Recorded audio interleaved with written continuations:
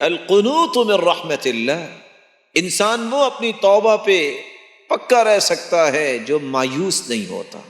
مایوسی کا شکار ہو جائے تو پھر انسان گناہ کی طرف پلٹ آتا ہے، کیونکہ مایوس ہونا اللہ تعالیٰ کی رحمت سے یہ بہت بڑا گناہ ہے۔ اللہ رب العزت قرآن مجید میں فرماتے ہیں وَمَن يَقْنَطُ مِن رَحْمَةِ رَبِّهِ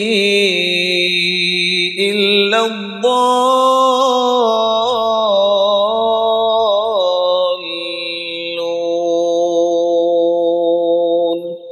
اللہ کی رحمت سے مایوس ہونے والے وہی لوگ ہیں جو گمراہی کا شکار ہیں۔ بلکہ اللہ رب العزت قرآن مجید میں فرماتے ہیں إِنَّهُ لَا يَيْأَسُ مِن رَّوْحِ اللَّهِ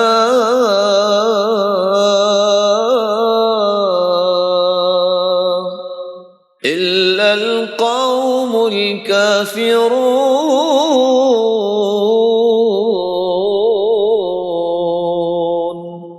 اللہ کی رحمت سے مایوس ہونا یہ تو کافروں کا کام ہے، مومن تو مایوس نہیں ہوتا۔ اور اللہ رب العزت قرآن مجید میں فرماتے ہیں قُلْ يَا عِبَادِيَ الَّذِينَ أَسْرَفُوا عَلَىٰ أَنفُسِهِمْ لَا تَقْنَطُوا مِن رَّحْمَةِ اللَّهِ إِنَّ اللَّهَ يَغْفِرُ الذُّنُوبَ جَمِيعًا قُلْ يَا عِبَادِيَ الَّذِينَ أَسْرَفُوا،